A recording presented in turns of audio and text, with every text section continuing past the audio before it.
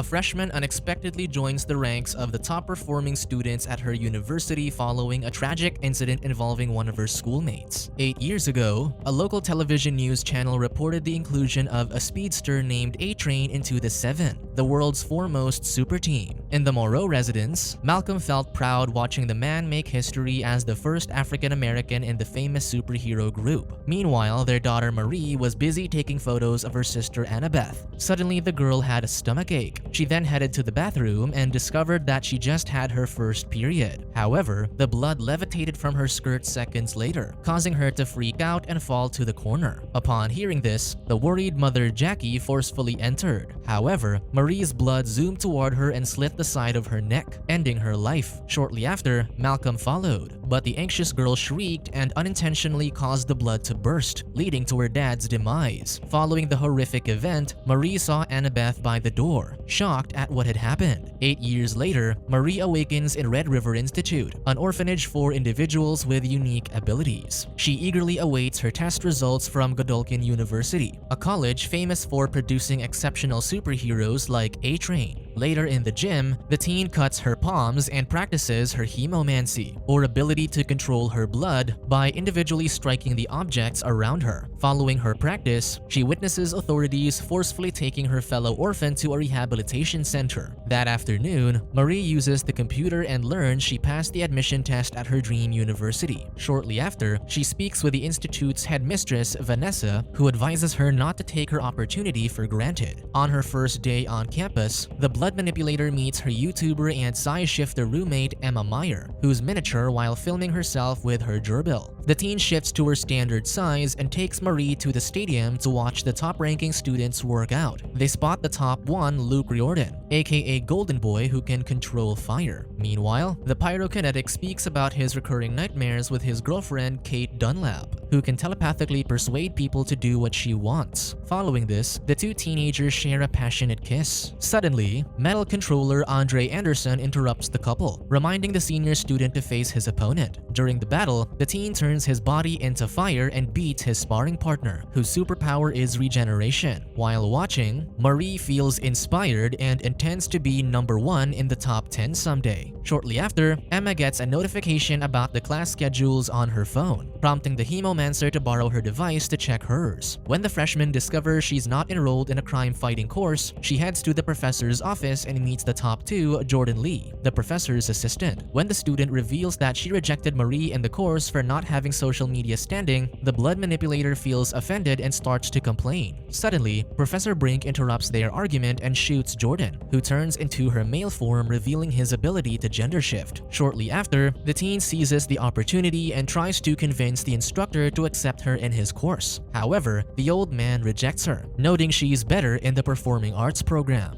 A disheartened Marie leaves the building and sees someone running from the police. When the blood manipulator learns that the fugitive is an illegal substance user, she uses her power to make the guy trip. However, he strikes the cops with his super strength and declares he doesn't want to return to a place called the Woods. Shortly after, Andre arrives and waves his hand to push a vehicle against the running teen, allowing the authorities to sedate him and bring him back to a facility with a forest-looking wallpaper. The following day, Marie tells Emma about the incident, who comments that the bloodbender should have filmed it to gain a lot of likes. Following this, they approach their course mates to get to know them. The size shifter meets social media influencer Justine and then Liam, who claims to be her biggest fan. However, during the conversation, the hemomancer excuses herself, realizing she's not fit for the performing arts. Meanwhile, Luke meets up with Professor Brink, who shows him his new superhero suit made of hafnium carbide alloy to prevent it from burning. Shortly after, the instructor assures the teen that he will be a part of the Seven. As the pyrokinetic teen hugs the old man, he suddenly hears a voice calling his name. While Marie looks at the campus map, Andre approaches and praises the blood manipulator for her impressive moves the previous night. When he notes that the cops dragged the running teen harshly, she justifies the authorities' actions by saying that the fugitive was out of control. Following this, the metal controller invites her to join their after-school trip with Luke and others. However, Marie declines, implying she doesn't want to break curfew rules. In response, the teen informs her to meet him that night if she changes her mind. When Emma learns about this, she tries tries to convince her roommate to go, emphasizing that it's an opportunity to hang out with the high-ranking students. However, the bloodbender explains that she couldn't afford to get in trouble. Seconds later, the teen changes her mind, and the YouTuber volunteers to glam her up for the event. Following this, Marie heads to the parking lot, where she meets Andre, Luke, Kate, and Jordan. Meanwhile, a teary-eyed Emma reads hate comments on her YouTube channel. Suddenly, she receives a text from Liam who asks her to hang out. While spending time with top-ranking students on the terrace of a building, the bloodbender secludes herself from the group and gazes afar. Suddenly, Luke offers him a drink, but she declines. A moment later, Marie shares that her parents had passed away and that she enrolled in the university to prove to her sister that she's not a villain. In response, the senior student discloses about his deceased brother and gives her advice. He implies that she must do it for herself to be a superhero. Meanwhile, Emma invites Liam over and makes out with him. Suddenly, the guy asks her to shrink before they get fully intimate, prompting her to agree reluctantly. She then excuses herself and heads to the bathroom to purge before transforming into a miniature size. After spending time at the tower, Marie and the top students head to a club, where Kate uses her mind control on the bouncer so they can enter. After getting a spot, Andre encourages the freshman to take an illegal tablet, and the telepathic junior student invites her to dance. A moment later, Jordan changes himself into a woman to get free drinks. Later, Luke teases the gender shifter that she'll take his spot once he graduates. In response, the top two claims that the trustees find her confusing and assumes that Andre will get the top one spot. Shortly after, Luke hallucinates being in a forest where his brother asks for help. On the other hand, Andre tries to flirt with a woman by turning his coin into a small bird. He then proposes that if his miniature creation will get into the senior customer's cup, she'll have to spend time with him at his house. However, as she controls the little bird to move, a man bumps him, causing him to misguide the metal animal and unintentionally slit a woman's neck. As Andre tries to attend to the injured stranger, Jordan convinces him to leave the club with the others. Meanwhile, Marie stays and recalls her deceased parents, prompting her to use her powers to stop the bleeding and save the woman. Afterward, the crowd, who turns out to be filming her, praises her. Marie's heroic deed is all over social media feeds the following day. However, the invisible Maverick arrives and informs the hemomancer that Professor Brink wants to see her. The teen immediately assumes he'll finally accept her in his class upon learning this. However, when the freshman visits the instructor's office, she learns she will face expulsion for breaking the rules despite saving a woman's life. The educator also explains that Luke and the rest are exempted and implies that she was the one who accidentally slit the woman's throat. Despite denying the accusation, the old man stands firm in his decision. Shortly after, a disheartened Marie leaves the building and blames Emma for convincing her to go out the previous night. Meanwhile, Luke hallucinates again and sees his brother Sam in the forest, asking for help. As a result of the devastating news, the blood manipulator releases her disappointment by knocking down the garbage cans with her ability. Shortly after, she bravely returns to Brink's office when she realizes she still has to prove herself a good person to her sister. However, upon opening the door, Marie witnesses Luke hugging the professor, leading to the old man's demise. When the pyrokinetic teen sees the freshman in shock, he explains that he needs to end the instructor's life, and she agrees to keep it as their secret. However, Luke realizes he cannot trust the bloodbender, causing him to run after her. As he pursues the hemomancer, Jordan intervenes and fights his friend, using his gender-shifting ability and strength. However, in the end, the fiery teenager beats him. Meanwhile, Andre spots Marie rushing out of the building, who informs him that his friend ended Brink's life. Shortly after, Luke arrives, and the metal controller tries to calm him down. In response, the pyrokinetic teen hugs Andre tightly and whispers that the junior student's dad, Polarity, has something.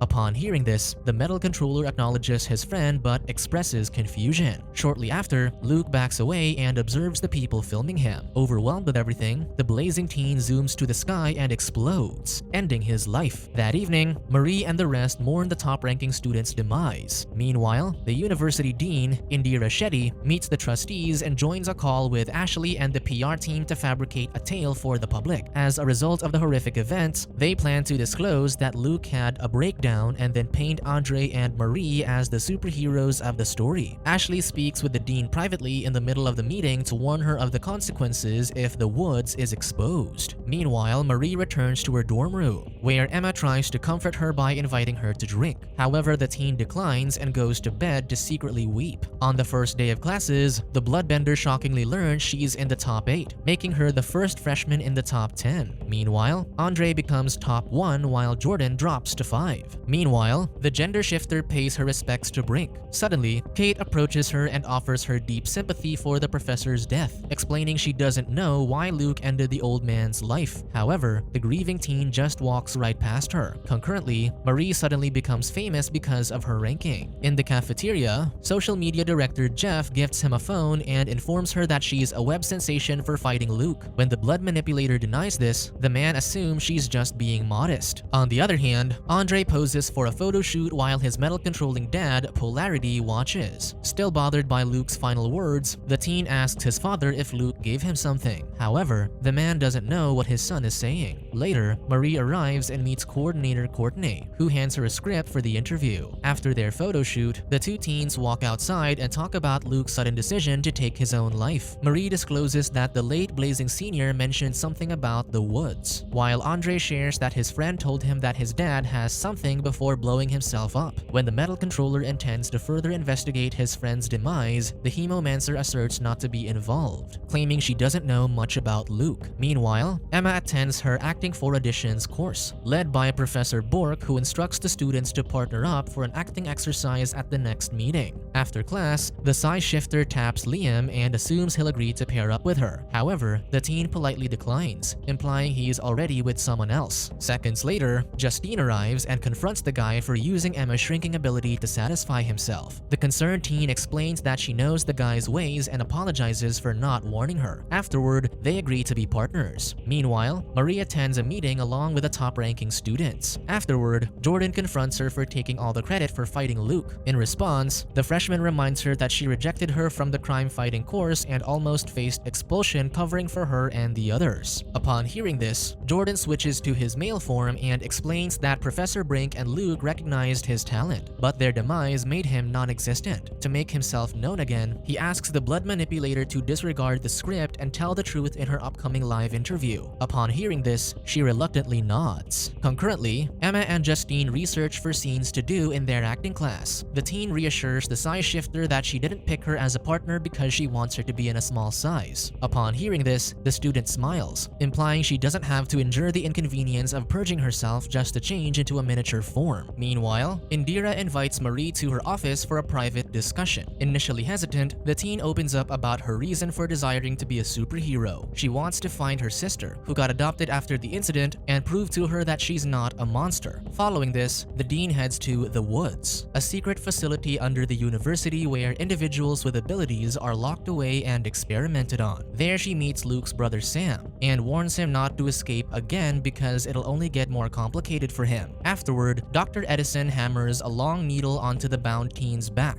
Meanwhile, Andre teams up with Kay to determine why Luke offed himself. They head to his room, only to discover that the authorities cleared it out and bleached the area. Concurrently, some students tease Emma for purging, leading her to discover that Justine leaked her secret on her YouTube vlog. The furious size shifter confronts her class partner for doing it to gain more followers. That night, Andre and Kate discover the melted security camera on the campus. When the telepathic asks her friend if he did it, the metal controller deduces that it's Luke's way of directing him to his dad's statue. Using his ability, the teen pierces a hole through the metallic sculpture and discovers a phone inside. When they access the device, Andre and Kate watch Luke's video, which tells them that their late friend's brother Sam is alive and in a hidden facility called the Woods under the university. The late pyrokinetic teen reveals that Brink is a part of it and advises his friends to rescue his sibling. Upon hearing this, the telepathic doubts her late boyfriend's statement because it's known that Sam has already passed away. However, the metal controller believes his friend could be telling the truth. Before the interview, Marie practices her script and then revises it to reveal Jordan Lee's involvement in fighting Luke. Meanwhile, Andre investigates inside Brink's office and uses his ability to access a folder labeled The Woods. Afterward, he finds Sam's file and discovers that he's alive. Before authorities arrive, the metal controller takes a photo of the file and hides himself under the table. However, his dad keeps calling him because the interview is about to start. After the masked guards take the last professor's computer and files away, Andre rises and follows them. Before going on live television, interviewer Haley Miller tells Marie not to worry because she wouldn't ask anything about Annabeth. When the blood manipulator asks for more details, the woman shares that they emailed her sister to get a comment, making the freshman feel hopeful. When Marie asks for the email address, Haley sighs, revealing that Annabeth wants nothing to do with her. Upon learning this, the bloodbender sticks to the script, deciding not to tell the truth about Jordan's involvement. Following this, the blood manipulator goes to Indira to ask her if she knows everything about Annabeth. Upon hearing this, the dean hugs her, making the freshman teary-eyed. Meanwhile, Andre follows the authorities to a stairway, where he witnesses them end a cleaner's life. A guard appears behind him when he tries to attend to the fallen man. Though the metal controller uses his ability to throw the officer's gun away, the masked man uses a sound device, which brings the teen down to the floor. Suddenly, a female guard arrives and instructs her colleague to do something inappropriate. Seconds later, Kate appears, revealing that she used her powers to control the guards and rescue Andre. However, as the metal controller rises, his telepathic friend suddenly faints. Subscribe to watch more videos like this, turn on notifications and leave a like to help the channel out. Thank you for watching.